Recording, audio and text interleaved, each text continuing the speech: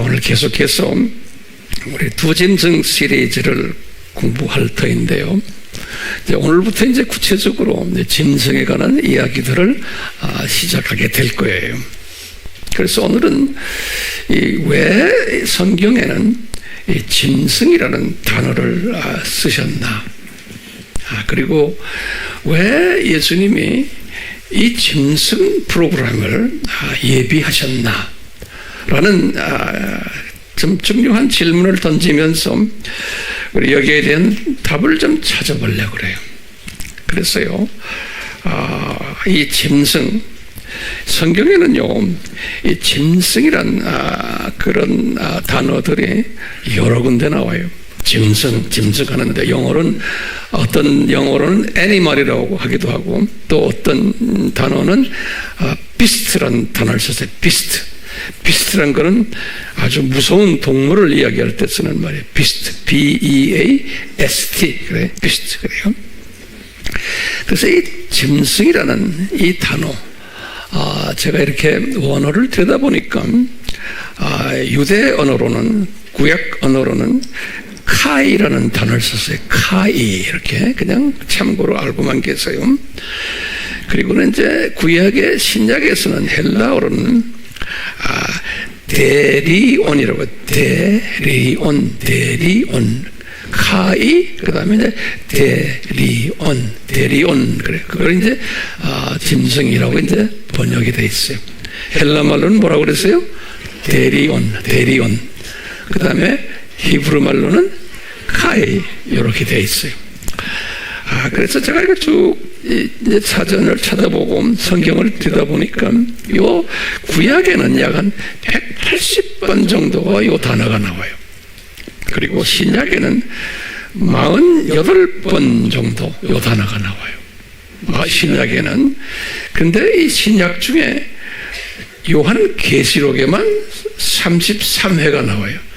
그러니까 이 단어의 짐승이라는 단어가 요한 계시록에 집중되어 있음을 알 수가 있어요. 이 짐승 단어가요. 자, 그러면 이렇게 제가 성경을 보면서 도대체 왜 짐승이라고 표현했나?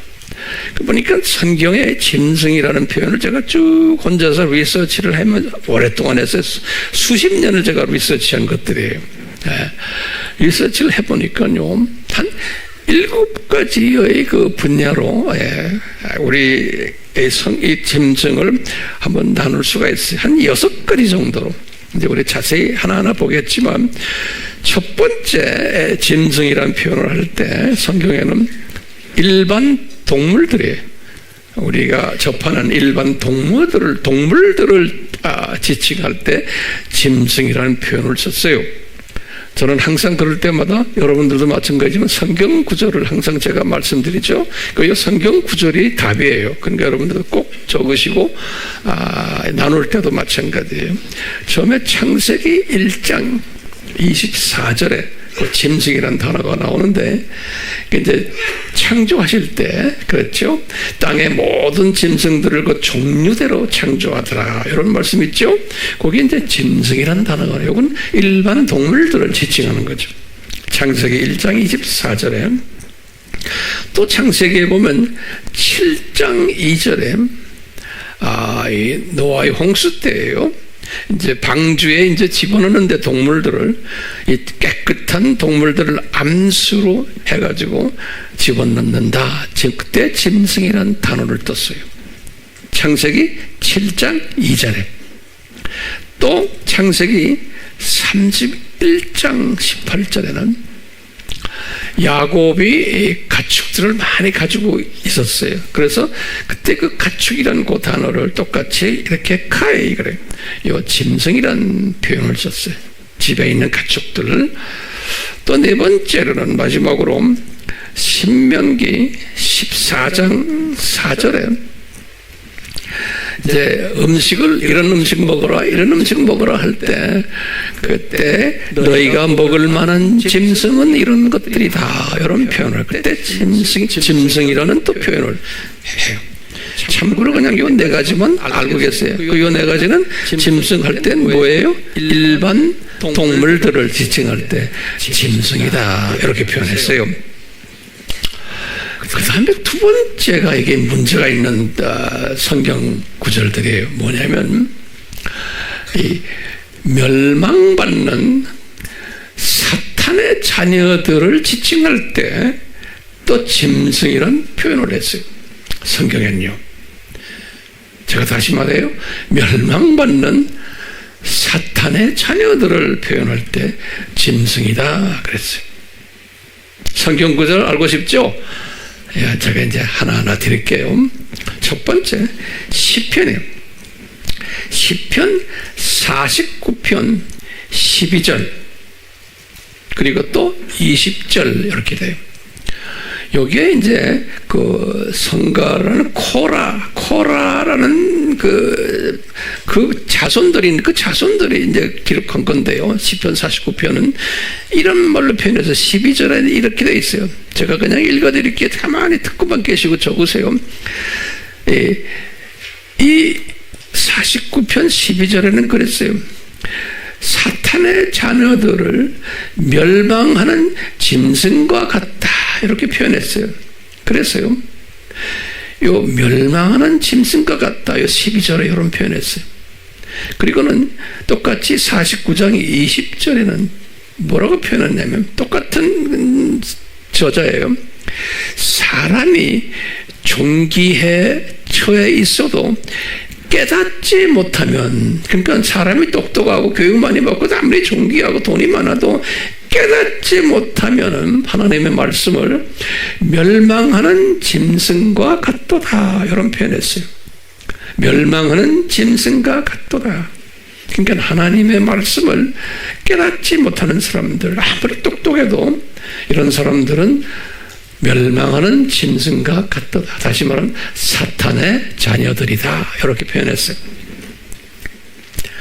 자, 그 다음에 이제 두 번째 솔로몬이 표현한 거 한번 봐요. 전보서 3장 17절에서 21절에 아주 구체적으로 표현했어요. 제가 다시 말해요. 전도서 3장 17절에서 21절에 솔로몬이 표현한 걸 보세요. 솔로몬은 좀 실수를 했다가 나중에 전도서를 쓸 때는 회개하고 제대로 돌아온 사람이에요. 그럴 때 깨달은 거예요. 이분이 이 전도서를 이렇게 이분이 깨달은 걸 이렇게 써놨어요. 제가 17절부터 읽어요. 잘 보세요. 사탄의 자녀들은 악인이다 이렇게 표현해요. 이분이요. 사탄의 자녀들은 악인이다. 그런데 18절에 이들이 짐승들이다 이렇게 표현했어요. 그리고는 20절에 가서 모두가 흙에서 나왔다가 흙으로 다시 돌아간다 이렇게 표현했어요. 그 다음에 21절에는 사람의 영은, 이건 우리 소위 크리스천들이에요. 하나님의 자녀들의 영은 위로 올라간다. 그래서 다시 말하면 낙원으로 올라간다는 거예요. 죽으면. 그런데 짐승의 영은, 사탄의 자녀들의 영은 땅 아래로 내려가는 것을 누가 알리오? 그랬어요. 그러니까 이제 사탄의 자녀들은 죽으면 어디 간다는 거예요? 지옥으로 내려간다 이렇게 표현해요. 그것을 짐승의 영은 그랬어요. 이렇게 짐승 표현했어요. 그러니까 일반 사람들이 이 표현을 들을 때는 상당히 기분이 언짢고 좀 기분 나빠요. 일반 사람들만이 아니에요. 기독교인 중에서도 많은 기독교인들이 이런 표현을 기분 나빠해요. 여기 앉아있는 분들은 그래요? 화면으로 공부하는 분들 그래요? 그럴 수도 있어요. 제가 오늘 말씀드릴게요. 교회 다닌다고 해서요 이런 표현을 할 때 크리스찬이지만 기분 나빠하는 사람은 굉장히 많아요. 소위 인권을 따지고 인본주의 따지고 이성주의를 따지는 분들은 어떻게 저 착한 사람인데 지금 예수는 안 믿지만 저 사람이 짐승입니까? 이렇게 표현하는 사람들이 있어요 없어요? 많아요. 기독교인 중에서. 목사들 중에서도 많아요. 자, 제가 다시 말해요. 시편 49편 드렸죠. 그 다음에 전도서 솔로몬 이야기했죠. 그 다음에 에스겔서를 보시면 에스겔서 21장 31절에 에스겔에게 또 하신 말씀이 있어요.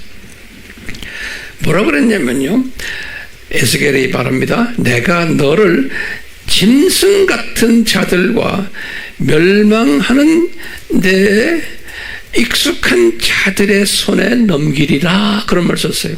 다시 말하면요, 이제 소위 말하면 사탄의 자녀들에게 너희들 지금 주님의 말을 잘 안 들으니까, 창조 목적 위배하니까 이스라엘 사람들은 너희들 짐승 같은 놈들에게 내가 너희들을 넘기리라. 이 멸망하기를 좋아하는 사람들에게 그런 말을 썼어요. 지금 이게 몇 장 몇 절이에요? 에스겔서 21장 31절이에요. 그 다음에 이제 마지막으로 하나 더 해요. 많지만 제가 그냥 골랐어요. 대표적인 거. 네 번째는 그 유명한 베드로가 말하는 거예요. 베드로 후서 2장 12절 또 2장 17절에 보면 이 2장 12절을 보면 이런 말을 했어요. 그 유명한 말들이에요. 베드로가 그러는 거예요. 이 소돔과 고모라의 이야기를 하시면서 이때 사람들이 들림받지 못하고 다 거기서 이제 망하는 이야기를 하시면서 이 소돔과 고모라 사람들, 이 사람들은 잡혀서 멸망케 될 본성이 잔인한 짐승들이다 그랬어요. 그런데 이때 우리 예수님이 그랬죠. 나의 재림 전에도 꼭 이 소돔과 고모라 때와 같다 그랬죠. 예. 그렇게 보니까요, 이 시대에도 이 예수님의 재림을 이야기를 아무리 해도 껐떡도 안 하는 사람들, 예수 안 믿는 사람들 지칭했을 때 이 사람들 꼭 본성이 잔인한 짐승들과 같다가 아주 기분 나쁜 말씀을 성경에는 기록해놨어요. 자, 또 베드로 후서 2장 17절, 이게 베드로 신학이에요. 그 유명한 베드로가 기록한 거예요. 베드로 후서 2장 17절에는 이분들을 가지고 우리 잘 아는 말이에요. 이 사람들은 물 없는 우물샘이다. 물 없는 샘 같은 사람들이다. 이분들은 폭풍에 밀려다니는 구름 같은 사람들이다. 이들을 위해서 흑암의 안개가 흑암의 안개가 영원히 간직되어 있단다. 다시 말하면 이들을 향해서 지옥이 기다리고 있단다. 이런 표현을 하셨어요. 그러니까 참 언짢은 이야기들이 여기에 기록이 되어 있어요. 자, 제가 지금 짐승에 관한 이야기들이요. 첫 번째는 짐승을 뭐라고 그랬어요? 일반 동물들을 표현할 때 쓴 단어가 짐승이에요. 자, 두 번째 짐승 표현은 뭐예요? 사탄의 자녀들을 지칭할 때 사용했던 단어가 똑같이 짐승이에요. 잘 따라오세요? 세 번째 또 짐승 표현이 나와요. 짐승 표현은 뭐냐면 이건 좋은 의미예요. 이 스랍 천사들을 지칭할 때 요 짐승 표현을 했어요. 얼굴 4개가 달린 얼굴 내 모습에, 그래서요 내 짐승 또는 내 생물 이런 표현했는데요. 에스겔서 1장 10절이요. 이게 이 스랍 천사와 그룹 천사는 모습이 달라요. 그래서 이 스랍 천사를 표현할 때 에스겔서 1장 10절, 또 계시록 4장 6절에서 7절,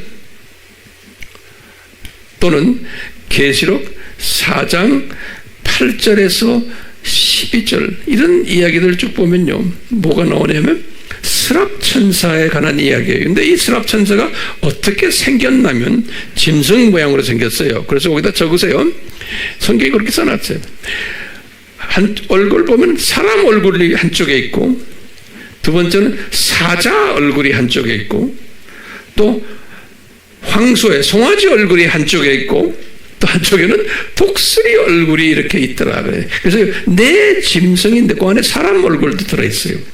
그 사람 얼굴, 근데 황소 얼굴도 있는데, 이 황소 얼굴이 있는 요 분을 스랍천사라 그러는 거예요. 나중에 이제 구룹천사는 또 따로 말하겠지만, 그렇기 때문에요, 짐승, 세 번째 짐승 지칭할 때 무슨 천사예요? 스랍천사를 이야기할 때 쓰는 성경의 표현이 있어요.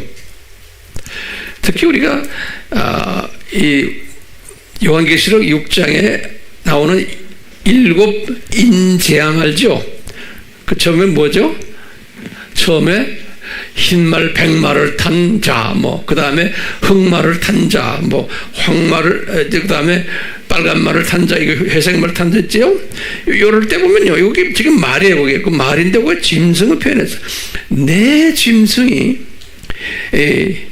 내 짐승이, 뭐냐면, 그때 스랍천사가 그런 사람이 마찬가지예요. 예수님이 내 인을 띄실 때, 내 짐승이 말하기를 그랬어요. 그때 짐승은 누구냐면 스랍천사들이에요. 예수님이 지금 7 인을 띄잖아요. 뛸 때 처음에 4 인을 띄시는데, 지금 계시록 6장이에요. 우리 알죠? 무슨 말인지. 요 할 때 내 짐승이 말을 하는 거예요. 와서 봐라 하기로 요한이 딱 보니까 흰말 탄 자가 나타나고 이렇게 나와요. 그때 내 짐승 할 때 그것은 나쁜 짐승이 아니고 누구예요? 여기 스랍 천사들을 이야기하는 거예요. 예, 요때. 그게 지금 세 번째 짐승 표현을 할 때 쓰는 성경에 표시된 거예요. 그 다음에 네 번째는 그 유명한 그룹 천사들이에요. 이 그룹 천사는 에스겔서 10장 14절에서 15절에는 그룹 천사가 나와요. 근데 여기 스랍 천사와 모양이 비슷한데 딱 다른 게 하나 있어요. 이 그룹 천사는 에스겔서 10장 14절에서 15절을 보면은 얼굴이 그룹 같고 첫 번째, 그 다음에 사람 같고 사자 같고 독수리 얼굴이, 다시 말해 황소가 없어요. 스랍은 황소가 있는데 황소 대신 무슨 얼굴에 그룹 얼굴이 있다 그런 거예요. 이렇게 돼 있어요. 이걸 그룹 천사라 우리가 지금 보고 있는 거예요. 잘 됐어요? 그룹과 스랍의 차이점 아시겠죠? 내가 볼 때는 그룹 천사가 조금 더 높은 것 같아요. 그룹 천사는 아주 지성소 그 아주 가까이 있고, 거기서 약간 앞으로 나온 또 성소에는 스랍 천사가 있지 않나, 이렇게 그냥 보고 있는 거예요. 저는 올라가 보지 않아서 저는 모르겠어요. 성경에 보면 그렇게 추측이 돼요. 자, 지금 몇 가지였어요? 4가지. 또 이제 5번째는 보면요, 우리가 이 두 짐승 시리즈는 상당히 어려운 시리즈이기 때문에 제가 이렇게 천천히 하나하나 정리하면서 갑니다. 5번째는 우리가 애굽 제국, 그 다음에 아수르 제국, 바벨론 제국, 이런 제국들 나오잖아요. 이 제국들을 표현할 때 성경에 보면 이 짐승이로 표현했어요. 이 제국들을 부를 때, 여기에 대한 자세한 것은 때가 되면 우리 공부할 거예요. 요한에게 요한계시록 17장 10절에서 12절에 이런 표현했어요.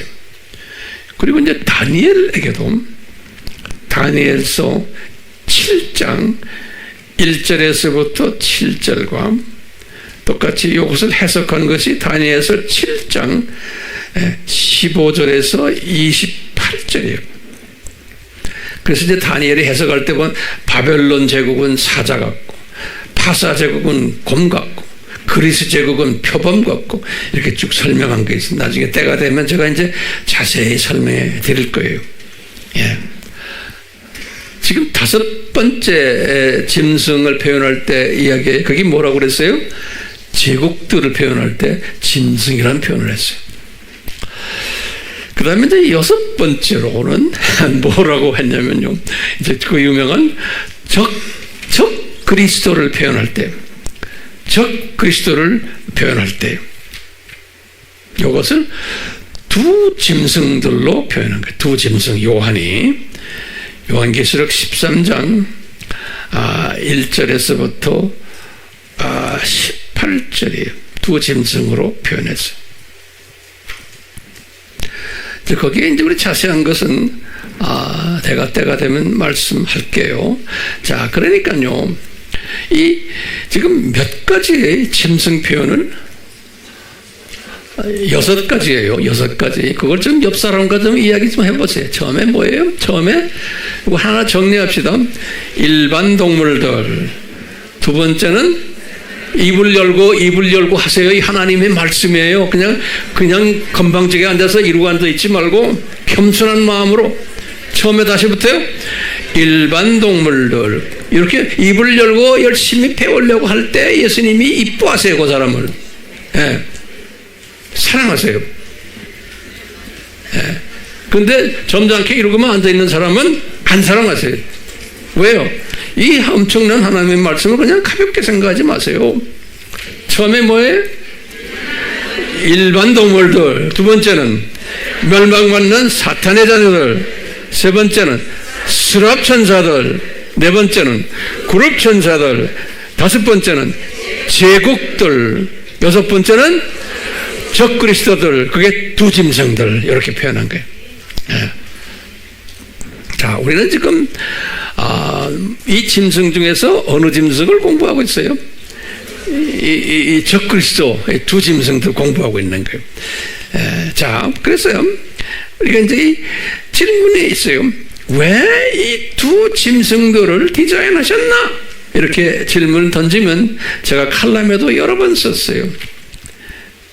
그러면 이게 중요한 개념이에요. 이제 예수님이 두 짐승이 우연히 나타난 게 아니고 아주 정확하게 예수님이 디자인하신 거거든요. 그러니까 요한아, 내가 디자인한 것을 기록해라 그런 거예요. 그 기록해라 한 것은 이미 이분이 디자인된 것이에요. 예정된 것을 기록하는, 우연히 생긴 게 아니에요. 됐어요? 이걸 깔아놓고 우리가 성경을 읽어야 돼요. 그러니까 예수님이 이 나쁜 놈이라고 해서 미안하지만 뭐 그럴 수밖에 없어요. 미안합니다. 뭐가 미안해? 갑자기? 인간적인 생각으로는 미안해요. 그렇지만 아니에요. 자, 이 놈이 나쁜 놈이에요. 근데 왜 디자인하셨나? 그러면 굉장히 중요한 개념, 여러분들. 제가 자주 이야기하지만 이걸 정돈합시다. 첫 번째, 예수님이 창조주세요. 예수님이 삼위 하나님이다 창조자시지만 예수님이 직접 창조하신 분이에요. 요한복음 1장 3절에 예수님이 직접 창조하셨다 그랬어요. 그런데 이 예수님이 모든 피조물들을 다 창조하신 거예요. 짐승이나 나쁜 놈이나 좋은 분이나 사탄의 자녀들이 다 창조하셨는데, 그런데 첫 번째, 누구를 위해서 창조하셨나? 여기 우리 질문이에요. 누구를 위해서 창조하셨나? 그럼 여러분들 이 대답 정확하게 하셔야 돼요. 성경 말씀이 첫 번째, 그러면 딱 기억하시는 성경 말씀 있어요? 바울이 말씀하신 거예요. 골로새서 1장 16절에 골로새서 1장 16절이에요. 오케이? 그 다음에 두 번째는 목적이 있어요. 예수님이 삼위 하나님의 영광 받으시기 위해서 창조하셨다는 거예요. 다시 말하면 좋은 피조물이나 나쁜 피조물이나 만물을 다 창조하신 목적이 삼위 하나님의 영광 받기 위해서 창조하셨다는 거예요.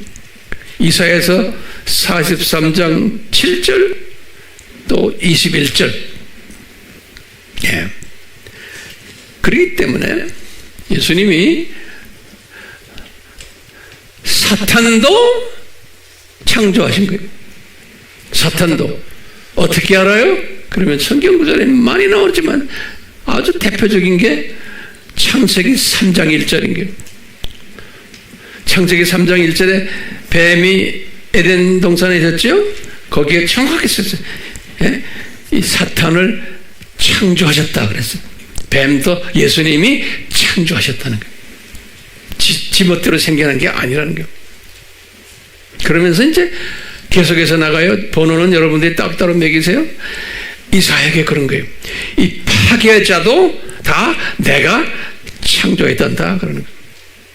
이사야서 54장 16절에 뿐만 아니라 어두움도 내가 창조했단다. 이사야서 45장 7절에 어두움도 예수님이 내가 창조했단다 그런 거예요. 그렇기 때문에 헛되이 창조한 것 하나도 없단다. 이사야서 45장 18절에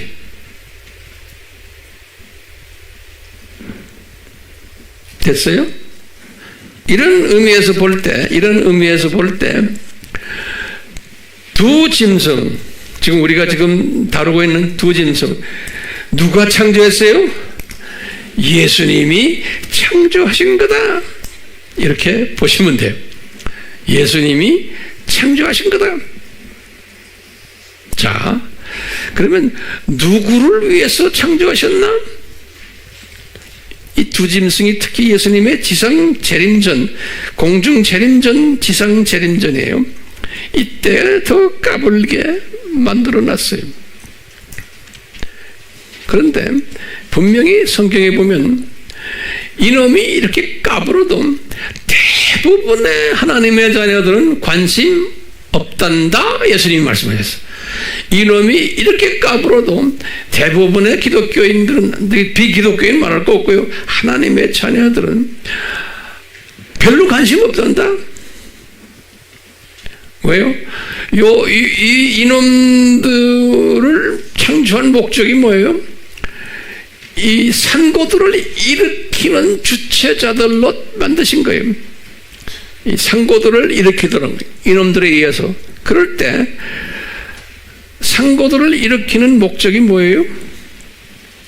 저 좀 가르쳐 주세요. 산고들을 일으키는 목적이 뭐예요? 예수님의 재림이 가까이 왔다? 이것을 알려주기 위해서 산고들을 일으키는 거예요. 산고의 목적이 뭐예요? 아기가 곧 나온다. 기쁜 소식이 꼭 나온다는 메시지를 주기 위해서 산고를 허락하신 거예요. 아담 타락 이후부터. 그래서 아담 타락 후에 창세기 3장 16절에 너희들이 여자들이 산고의 경험을 할 거다 그런 거예요. 기쁜 소식 있기 전에. 그렇기 때문에요. 그거 잘 우리 정리합시다. 이 두 짐승은 누구를 위해서 디자인된 거예요? 준비된 거예요? 그러면 하나님의 자녀들을 위해서예요. 하나님의 자녀들을 위해서. 그럼 뭘 위해서요? 하나님의 자녀들이 깨어나게 하기 위해서, 잘 견디게 하기 위해서, 예수님의 재림을 이제 준비하기 위해서 이놈들을 만들어가지고 이놈들이 고통을 야기케 하는 거예요. 그럴 때마다 너희들 잘 견뎌라, 깨어나라. 그런 거예요. 그래서 우리가 항상 그러죠. 뭐라 그랬어요? 이놈들이 예수님의 가까이 오시고 계시지 않는 표지판이다. 표지판 역할을 해주는 놈들이다. 신호탄이다. 또는 뭐라고 그랬어요? 경고등이다. 또는 열심히 이제 복음 전해라고 많은 촉진제 역할을 하는 놈들이 이놈들이다. 이렇게 디자인하신 거예요. 예수님께서. 그런데 예수님이 그랬죠. 이렇게 해놨는데도 기독교인들 중에서, 다시 말하면 재림전 기독교인들 중에서 대부분이 여기에 관심이 없을 거다 그랬어요. 세상 일에 바쁘다 그러면서. 예수님이 디자인해요. 그래서 뭐라고 그랬어요? 예수님이 두 예를 들었지. 노아의 때와 같다. 제가 칼럼에도 써놨잖아요. 두 번째 뭐예요? 누구의 때와 같다? 롯의 때와 같다. 롯의 그때 당시에는 이 뭐냐면 동성애 그룹들이 가득 찼을 때 그 소돔과 고모라에. 그럼 오늘날 보세요. 동성애 지금 전 세계 말도 못해요. 우리나라는 그래도 덜해요. 미국 같은 데는 이미 다 갔어요. 예. 교회 안에도 잔뜩 있어요. 목사들, 신학자들. 예. 왜 있어요? 그러면 이거 없애야 된다? 없앨 수 있어요? 못 없애요. 왜? 예수님의 디자인이요. 예수님이 롯데와 같다고 그랬어요. 롯데와 같다. 누가복음 17장 28절에서 30절에 롯데와 같다고 그랬어요. 예수님이 말씀하셨으니까 뭐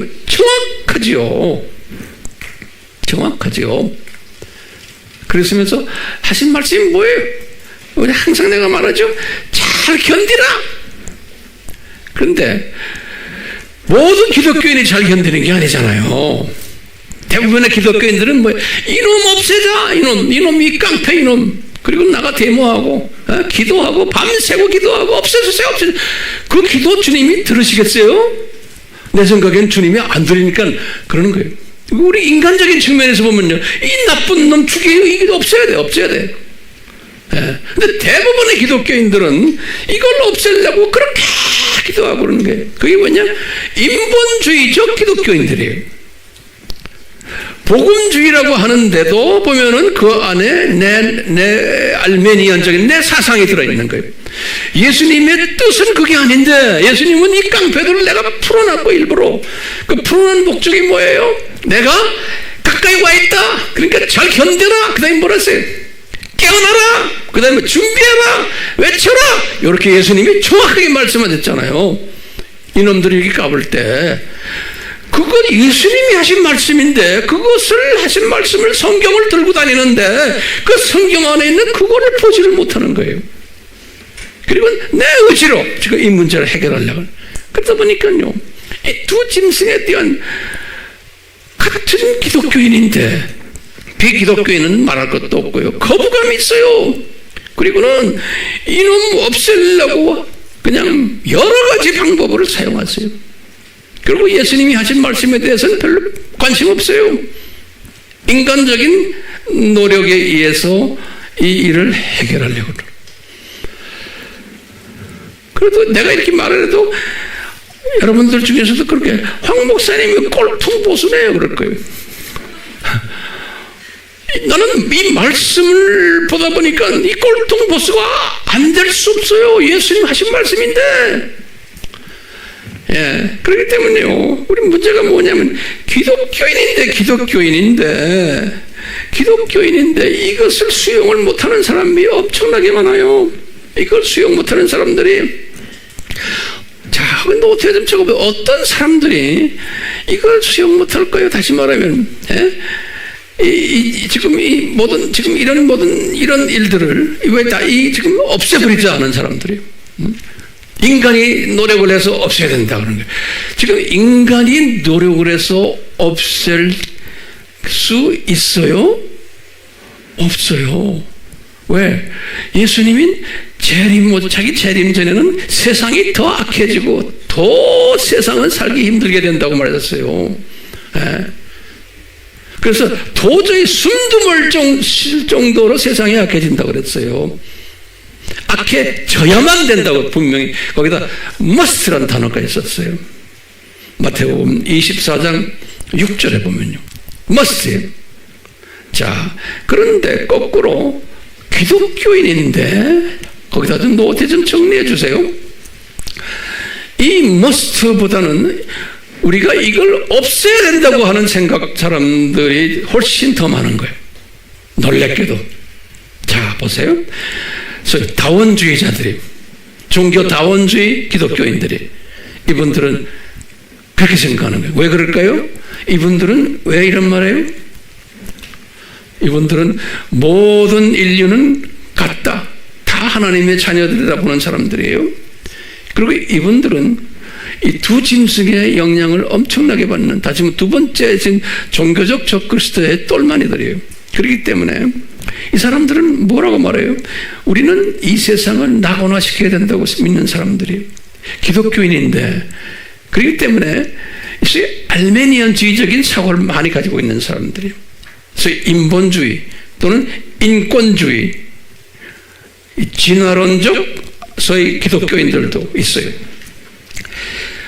복음주의자들이라고 하는데도 이런 사상 가진 사람 많아요. 없애야 된다고. 그러면 예수님의 입장에서 보면 없애야 된다는 사람들 보면 예수님이 이뻐하시겠어요? 제 생각은 이뻐하지 않는 거예요. 특히 종말 때는, 평소에는 악을 없애야 된다면 예수님이 이뻐하지만 종말 때 두 짐승 그룹은 없애야 된다고 말하는 것은, 이것은 예수님의 뜻과 정반대로 가는 거예요.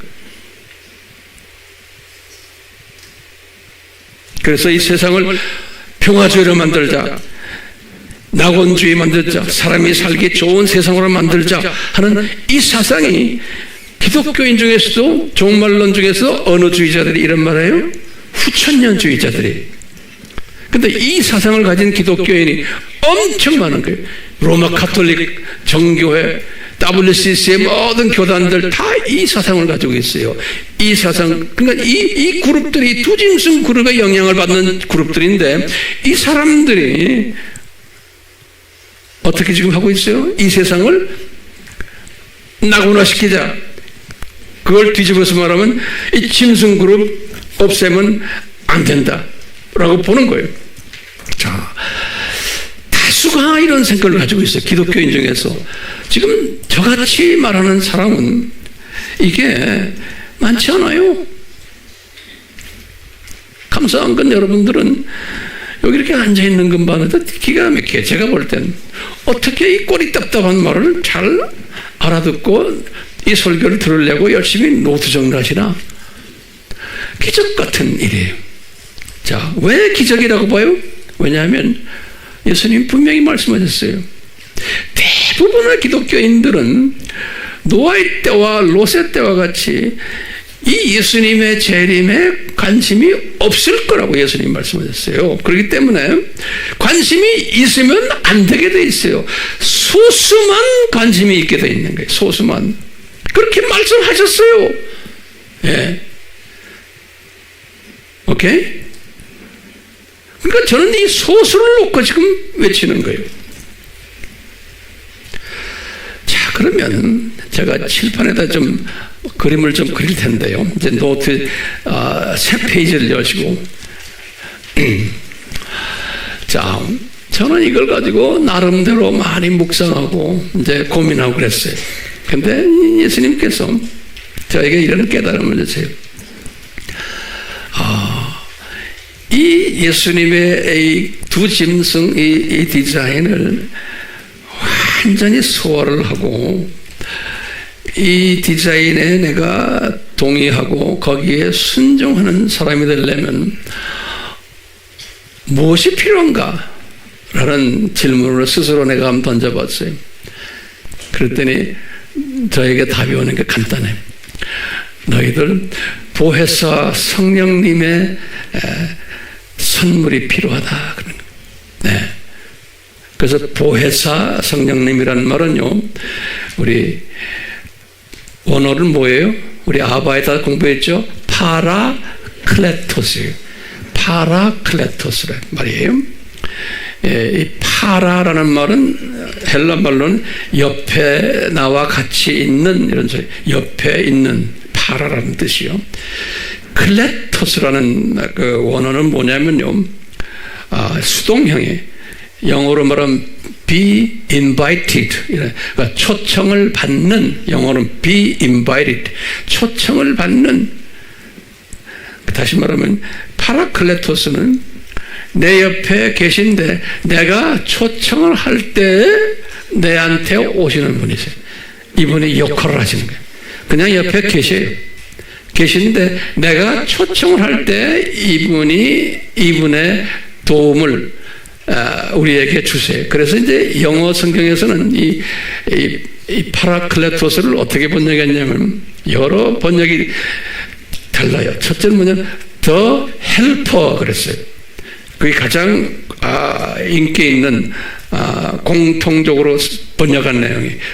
그래서 이제 요한복음 14장 16절이에요. 요한복음 14장 16절이 요 보혜사라는 단어가 처음 나오는 거예요. 요한복음 14장 16절에 요 때가 언제냐면 예수님이 성만찬 하실 때예요. 성만찬 하실 때 하신 말씀이 요 말씀이에요. 파라클레토스. 그럼 너희들이 좀 있으면 파라클레토스를 받을 터인데, 그러면서 예수님이 하신 말씀이 내가 아버지에게 부탁하겠다는 거예요. 그러면 아버지께서 이 파라클레토스를 내 이름으로 나를 통해서 너희들에게 주겠다는 거예요. 그러니까 파라클레토스가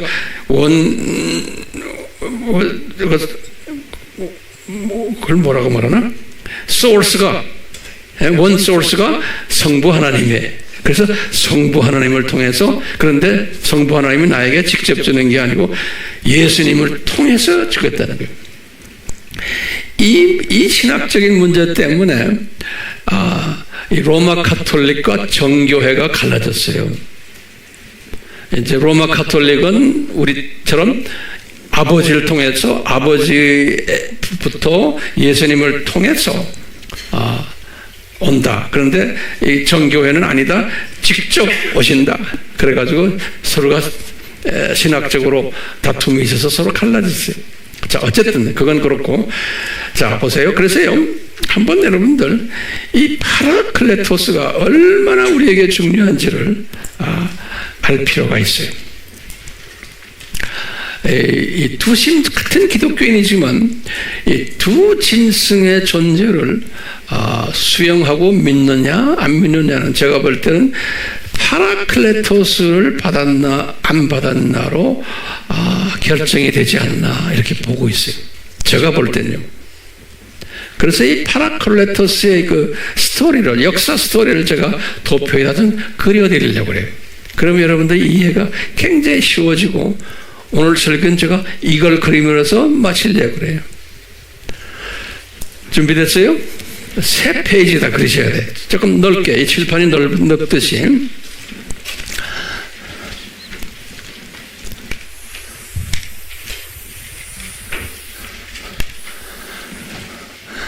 자, 여러분들은 웬만하면 제가 말하면 다 알아듣기 때문에 쉽게 제가 이야기할 수 있어요. 지금 여기 보면요, 이게 목요일에 예수님이 지금 성만찬 하시는 목요일이에요. 목요일에 이제 여기 성만찬을 하세요. 예수님이 성만찬. 목요일 저녁이에요. 목요일 저녁에 이제 성만찬 하시는데, 이 목요일 저녁에 성만찬 하시는 게 요한복음에서는, 요한복음 13장에서 몇 절에 17장까지, 다시 말하면 5장이에요. 그러니까 요한복음이 21장까지 있는데 21장 중에서 5장을 성만찬 장면을 요한이 기록했어요. 그러니까 이 요한복음이 굉장히 중요한 복음 아니에요. 그런데 21장 중에서 5장을 그 성만찬 저녁 이야기로 채웠어요. 그만큼 그 안에 중요한 메시지들이 숨겨져 있어요. 그 성만찬 저녁 말씀 속에. 자, 보세요. 성만찬 하실 때 예수님이 요한복음 14장 16절에 아까 내가 말한데 요 말이 뭐냐면, 내가 너희들에게 아버지에게 부탁해가지고 내 이름으로 이제 보혜사를 너희들에게 보내주겠다. 그래서 여기 이제 파라클레토스, 여기 영어 보면 be invited, 초청 받는 거예요. 파라는 옆에 있다는 거예요. 옆에. 이걸 보내주시겠다 그랬어요. 제가 한번 질문 던져볼게요. 지금 이 당시에 이 제자들이 기독교인이었어요? 아니었어요? 예?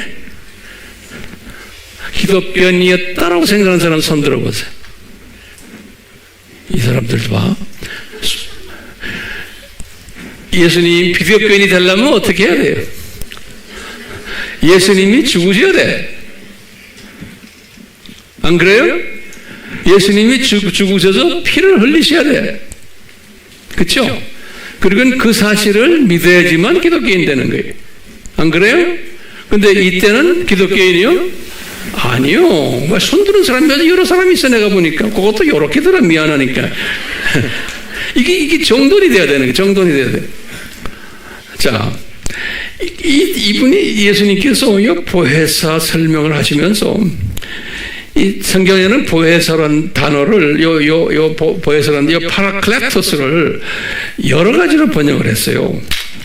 어떤 성경은 뭐냐면 더를 붙이고 캐피탈 레터 H에서 헬퍼 그랬어요. 이렇게 번역한 성경이 많아요. 도와주시는 분. 여기 지금 한문이지만 보혜사라는 건 혜택을 주는, 도와주는 그런 뜻이에요. 도와주는 분이라, 도와주는 분. 헬퍼. 또는 어떤 성경은 The Counselor 그랬어요. 네. 또 어떤 성경은 The Comforter 그랬어요. 근데 제가 볼 때는 정확한, 그 중에 가장 정확한 게 The Helper 같아요. Helper. 헬퍼. 도와주는 분이세요. 근데 이제 예수님이 지금 성만찬 때 그러시는 거예요. 그러면서 뭘 도와주냐면 이분이 쭉 설명하는 걸 보면요. 제가 여기다 좀 적어봤어요. 여기 뭐냐면 요 보혜사 이분이 이게 진리의 영이라는 거예요. 이 14장 17절에 요 진리는 누굽니까? 예수님이죠. 예수님의 이 뭐냐면 예수님을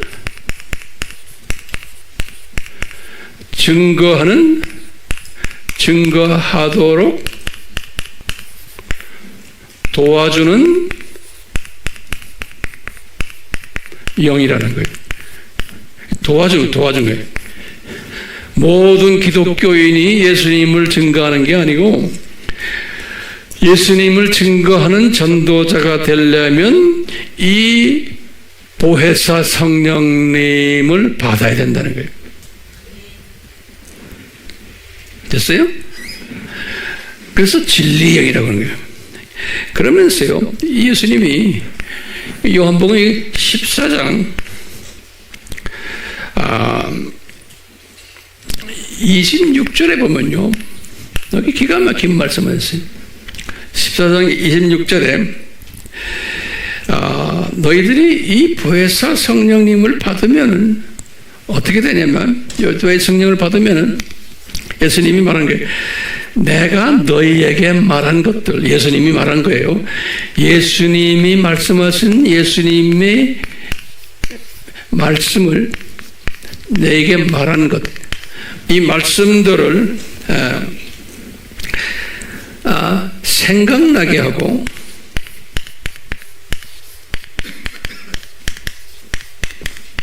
예수님의 말씀을 생각나게 하고 예수님이 말씀만 아니라 예수님이 가르친 것들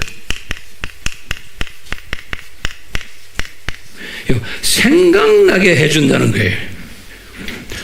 다시 말하면 같은 기독교인이라도 이 보혜사 성령을 받은 사람은 성경에서 예수님이 하신 말씀을 생각나게 하고 그 말씀을 예수님이 가르친 것을 내가 이제 이것을 생각나게 하고 순종하려는 마음이 생기는 거예요. 그러면서 너희들이 세 번째로 너희들이 예수님을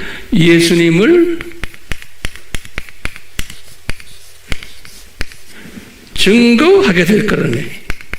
다시 말하면 증거하게 될 거라는 거예요. 15장 26절에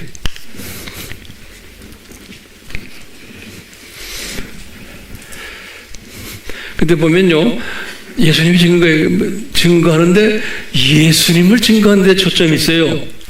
알겠어요? 우리가 그냥 복음하지만 복음도 그 안에 핵심이 뭐예요? 예수 그리스도예요. 예수님의 신성과 인성과 그분의 죽으신가 부활하신가 그분의 재림에 오신가. 지금 우리가 지금 그게 무슨 7대 신학이에요. 우리 7대 신학 이게 뭐냐면 다 예수님에 관한 이야기예요. 그렇죠? 그 다음에 5대 신비죠? 다 누구 얘기예요? 예수님에 관한 얘기예요. 이것을 내가 깨닫고 이것을 내가 전하려면은 예수님이 뭐라고 그래? 뭘 너희들이 받아야 된다? 보혜사 성령을 받아야 된다는 거예요. 이 도움을 주는 성령을. 이 구원과 관계 있는 성령이 아니에요. 이걸 어느 날 말씀하셨어요? 요 목요일에 저녁에 성만찬 때 하신 말씀이에요. 거기에 자세한 것은 이제 집에 가서 보세요. 요 13장부터 14장, 15장을 읽어보시면 자세하게 보혜사의 역할들이 나와요. 제가 시간이 없어서 다 설명 안 하지만, 자, 이 말씀을 이렇게 하시고는 예수님이 이제 금요일 날 어떻게 하셨어요, 예수님이? 십자가에서 이제 죽으셨어요. 그렇죠? 금요일에. 그리고 예수님이 부활하셨죠? 이게 이제 주일날에 이제 부활하셨어요.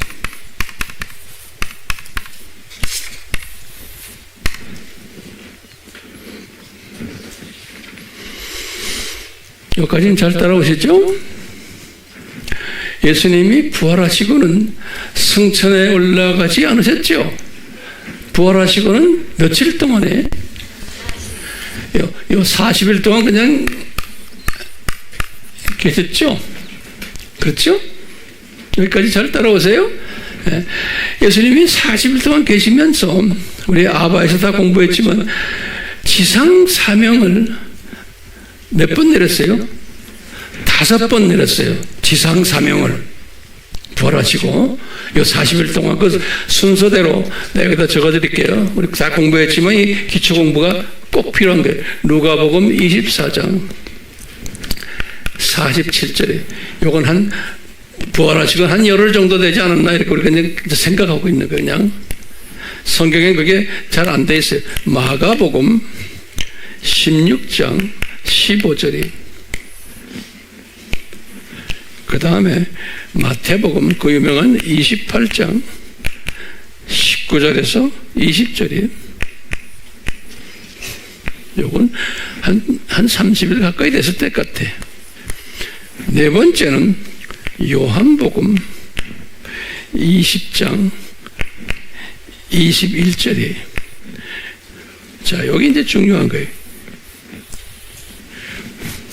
여러분들 성경 한번 열어보세요. 예수님이 부활하시고는 요한복음 20장 21절 그 다음에 22절까지 보세요. 요건 여러분들 성경 여셔야 돼.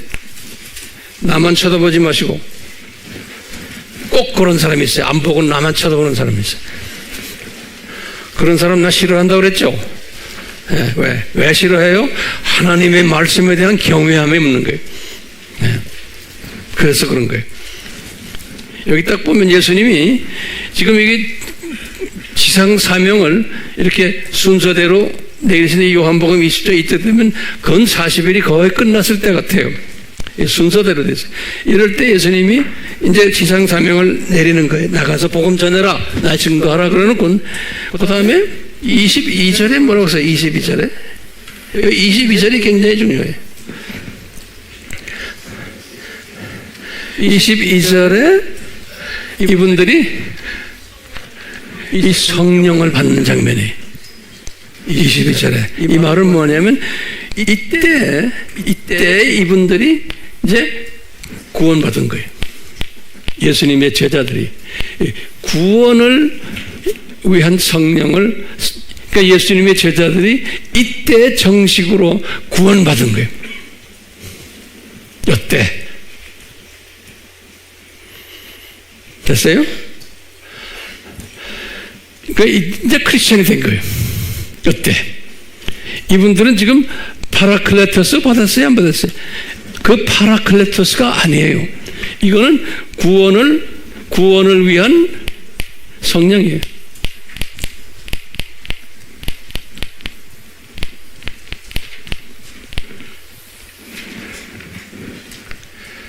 자, 그리고는 다섯 번째, 예수님이 어느 날에, 여기 지금 40일 딱 되는 날이에요.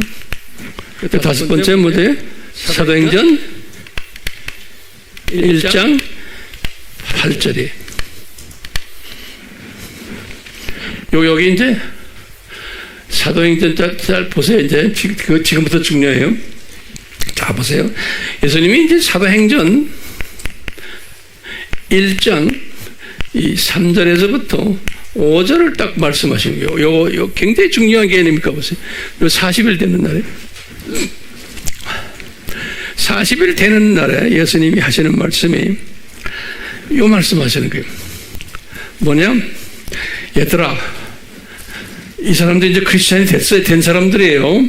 너희들 예루살렘을 떠나지 말아라.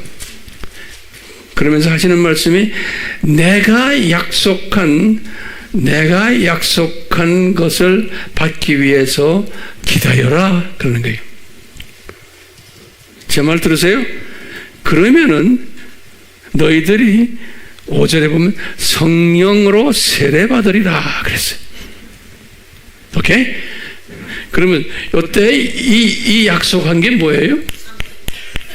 막연히 성령이라고 그랬죠, 맞죠? 이 약속한 게 뭐예요?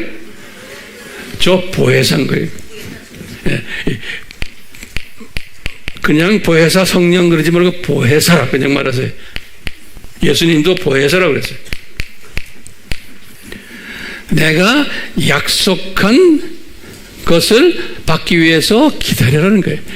저기 지금 어느 날에 목요일에 하신 말씀.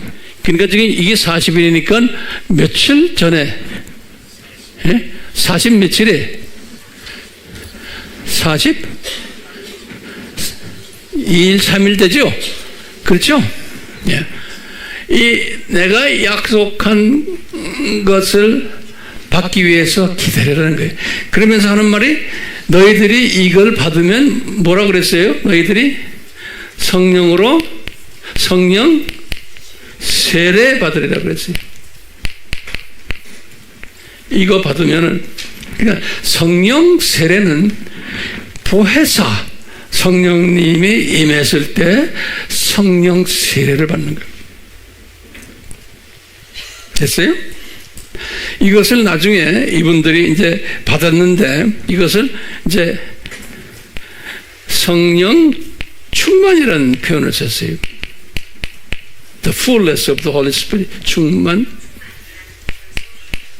여기 이제 사도행전 2장 4절에 보면 저들이 성령 충만 받아 그랬어요. 그러니까 보혜사 성령님이 이제 임하면은, 자, 그런데요, 이제 문제가 있어요. 예수님이 여기다 그랬죠. 예루살렘을 떠나지 말고 기다려라 그랬잖아요. 여기. 그래요, 안 그래요? 그렇죠? 그럼 몇 사람한테 말한 줄 아세요? 그 말은요, 고린도전서 15장 3절에서 8절에 보면 딱 나와요. 여기에 보면 약 한 600여 명이에요. 600여 명에게 말씀하셨어요. 600여 명에게 너희들 예루살렘 떠나지 말고 이 보혜사를, 내 약속한 보혜사를 받기 위해서 기다려라. 600여 명이 들었는데 실제로 몇 명이 순종했어요? 네? 근데 120명이 순종했어요.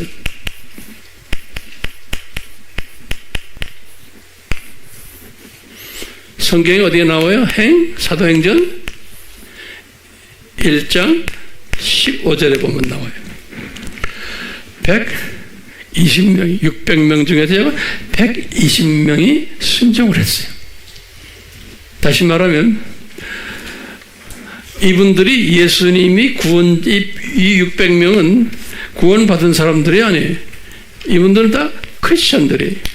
예수님의 죽으심에 다 동의한 사람들, 부활하심에. 그래서 크리스천 된 사람들이. 똑같이 여기 지금 예수님의 제자들도 마찬가지로 다 기독교인 된 사람. 그런데 너희들 구원은 받았지만 이제는 이 예수님의 증인이 되기 위해서는, 예수님을 증거하기 위해서는 너희들이 뭘 받아야 된다? 성령 세례를 받아야 된다는 거예요. 제 말 따라오세요? 그러니까요. 그렇기 때문에 그 유명한 사도행전 1장 8절이 그래서 나오는 거예요. 사도행전 1장 8절이 뭐예요? 예수님이 분명히 말했어요. 너희들이 내가 약속한 이 성령을 받으면, 이 보혜사를 받으면은 그때부터 권능을 받아서, 그 다음에 뭐예요? 권능을 받아서 예루살렘과 온 유대와 사마리아와 땅 끝까지 뭐라고 그랬어요? 내 증인이 된다는 게 굉장히 중요한 개념이에요. 이게 예수님을 증거하는 사람이에요. 내 증인이 된다는 거예요. 그러니까요, 우리가 지금 복음 전한다는 게 딴소리 하면 안 되는 거예요. 이 예수님이 누구라는 걸 전하는 게 복음 전하는 거예요. 오케이? 그런데 교회들이 예수님을 다 편집시켜 버렸어요. 그러니까 입만 열면 예수 이야기해야 되는 거예요. 예수님을 전하는 사람들은. 그럼 우리가 이야기했죠. 예수님의 증인 되려면 뭘 공부해야 돼요? 7대 신학을 공부해야 돼요. 전부 예수님 이야기요. 체계적으로.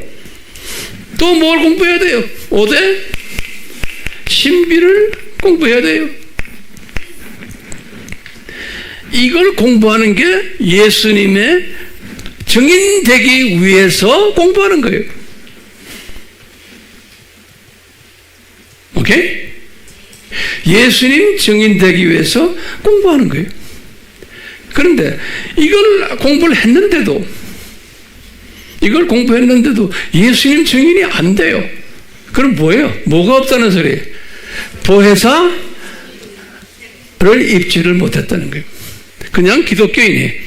그냥 기독교인이에요. 보혜사의 능력이 임하지 않은 거예요.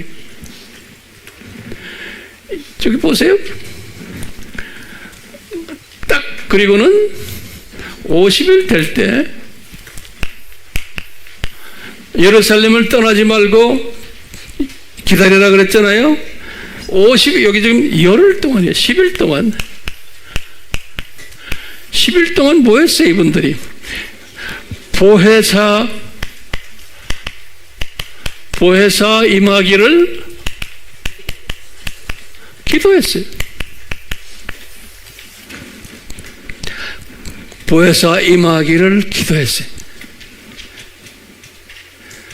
그렇기 때문에 저나 여러분들 마찬가지예요. 이거는 사람의 노력이 필요한 거예요. 이건 저 알메니안주의나 마찬가지. 우리 책임이에요.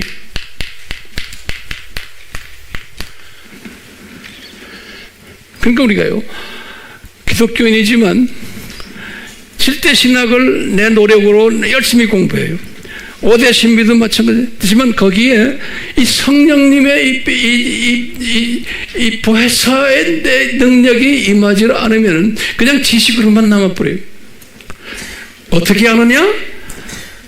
적인 역할을 안 하는 거예요. 예수님을 외치질 않는 거예요. 이런 사람은 그냥 보혜사 성령님의 임함이 없다라고 보면 되는 거예요. 아무리 공부했지만 아무리 알아도 왜? 능력이 나타나지 않는 거예요. 능력이. 그럼 우리가 봐요. 50일 딱 됐대. 이분들이 받았잖아요. 그래서 예루살렘 교회가 시작됐죠.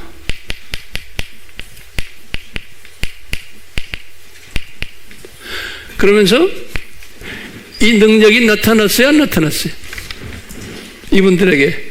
그래가지고 처음에 베드로가 설교했죠. 베드로의 설교가 2장 14절부터 쭉 해서 34절까지인데 베드로의 설교의 초점이 뭐예요? 예수님이 하나님이시고 그분이 인간이 오셔서 죽으셨다가 이분이 살아나셨다. 그래서 이분이 구원자 되셨다. 예수님을 이야기하는 거예요. 예수님. 설교가 딴 게 아니에요. 우리가 설교, 요새 설교들이 다 이게 다 부패돼 버렸어. 부패돼 버렸어. 예수님 이야기 안 하고 그냥 인간 이야기, 어떻게 하면 재밌게 사느냐, 행복하게 사느냐, 어떻게 하면 성공하느냐, 이따오 설교만 하고 앉아 있는 거예요. 예수님 이야기 안 하고. 그러니까 교인들이 다 잠자고 있는 거예요. 잠자고 있는 거예요. 예수님을 몰라요. 자, 왜 그래요? 그 목회자는, 그 설교하는 사람은 목사고 박사지만 뭐가 없는 거예요? 보혜사가 없는 거예요. 보혜사가 없는 거예요. 보혜사가 임하면 제일 먼저 해야 되는 일이 뭐예요? 입만 열면 예수 이야기하는 사람이에요. 어떻게 알아요, 황 목사님? 아, 여기 도표에서 지금 보잖아요. 그러니까 입만 열면 예수 이야기 안 하는 사람들은 보혜사 있어요, 없어요? 없는 거요. 보혜사만 임하면 뭐예요? 이렇게 내가 소리 지르죠, 갑자기? 예수 이야기만 하게 돼 있는 거예요. 딴 이야기 하면 안 되는 거예요. 자, 이 보혜사가 임한 사람은 어떻게 돼요? 이 보혜사가 임한 사람은 두 짐승을 딱 보면 알아요. 이거 왜 이렇게 짐승이라는 이야기 썼을까 아는 거예요. 거기에 대한 반감이 없어요. 불편함이 없어요. 당연하다 생각하는 거예요.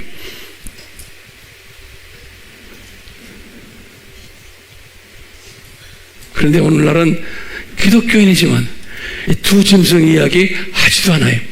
주일 설교에 성경 공부에 하지도 않아요. 왜? 이거 하면 교인들 다 도망가니까. 교인 도망가는 게 겁나가지고 말 안 해요. 알아도 말 안 하지만 몰라서 말하는 사람이 더 많아요. 그렇기 때문에 우리는 이것을 담대하게 전하려면 한마디로 말하면 뭐가 필요해요? 보혜사가 필요한 거예요. 보혜사. 그래서 알다시피 보혜사를 내가 강구를 해야 돼요. 왜? 열흘 동안 이분들이 강구를 했어요. 그러니까 그냥 가만 앉아서 되는 게 아니에요. 강구를 해야 돼요. 예정됐지만 그 예정된 것을 내 걸 만들려면 내가 자유의지를 발동해서 강구를 해야 되는 거예요. 그러니까 칼빈주의와 알베니안주의가 공존한다는 말이 그래서 내가 그런 이야기하는 거예요. 공존해요. 예정됐지만 내 걸 만들려면 내가 노력을 해야 돼요. 그러려면 성령님이 노력하도록 도와주세요. 성령님이. 그러니까 내가 받았어요. 그러면 내가 잘나서 이걸 받았다라고 말 안 해요. 성령님이 나를 도와주셨다라고 보는 거예요. 그러니까 내 잘나서 했다라고 생각하는 사람은 그것은 보혜사의 능력이 아니고 참놈이 능력을 베푼 거예요. 그렇기 때문에요, 우리가 성령 충만 하는데 앉아가지고 예수님 이야기는 안 하고 뭐 은혜 받았다, 뭐 난리를 찍이고 뭐 나빠 잡받았다, 뭐 너 별난 거 다 있죠. 성령 충만. 그것은 기원이요. 아니요. 예수님을 이야기해야 돼. 예수님 이야기해야 돼. 왜? 여기 집합 보세요. 예수님. 그러니까 우리가 예수님으로 무장해야 되는 거예요. 다른 게 없어요. 예수님을 무장할 때는 보혜사가, 진짜 보혜사가 나한테 임하죠. 우리가 많이 속임당하더니 가짜 성령 충만이 얼마나 많아요. 가짜가요. 제 설교 이걸로 끝내도 되겠죠? 그러니까 우리가 이 보혜사 성령님을 받으려면 은혜가 임해야 되고, 또 특별한 보혜사 성령님의 소위 그 기름 부으심이, 그래서 성령님의 기름 부으심 하는 말이 이 보혜사 성령님의 임하심, 이것이 임해야 되는 거예요. 그렇기 때문에 우리는 이 두 짐승 시리즈를 공부하면서 이 두 짐승 시리즈에 대해서 내가 자세히 더 깨닫고 알려면 거부감이 없어야 되고, 이게 당연히 이렇게 오는구나 라고 겸손하게 내가 수용하면서 이 보혜사님의 도움을 내가 요청을 하고 기도하고 그러셔야 돼. 그러니까 매일매일 보혜사요, 저를 도와주세요. 뭐야? 이분이 돕는 분이에요. 더 헬퍼예요. 헬퍼.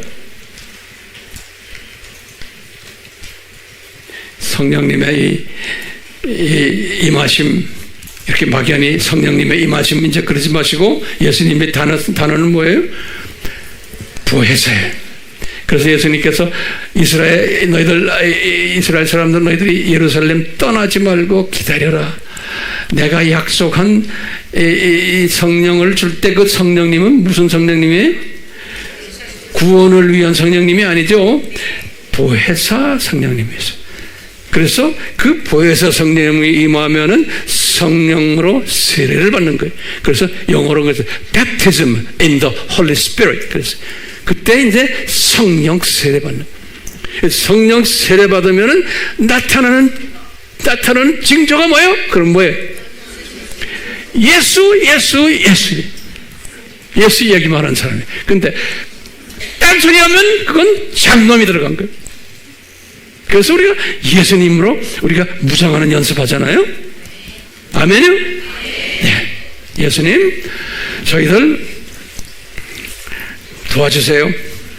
우리 모두에게 예수님, 끊임없는 성령님, 막연히 성령님이 아니고 보혜사 성령님이 우리에게 임하셔서 파라클레토스, 바로 내 옆에 계신 파라클레토스, 내가 초청을 하는 그 예수님을 영을 초청을 하는 우리가 되도록 겸손히 주여 파라클레토스 성령님이여 나를 도와주세요 라는 고백을 순간순간 하는 겸손한 한 분 한 분 되도록, 그리고는 입만 열면 예수님 이야기만 하는 겸손한 예수님의 종이 되도록 은혜 베풀어 주시옵소서.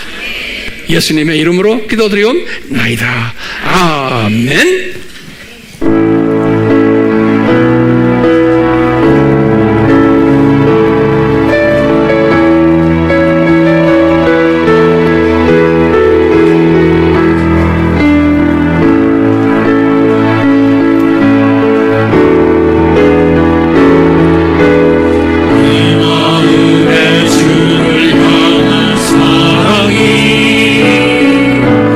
나의 마음의 주가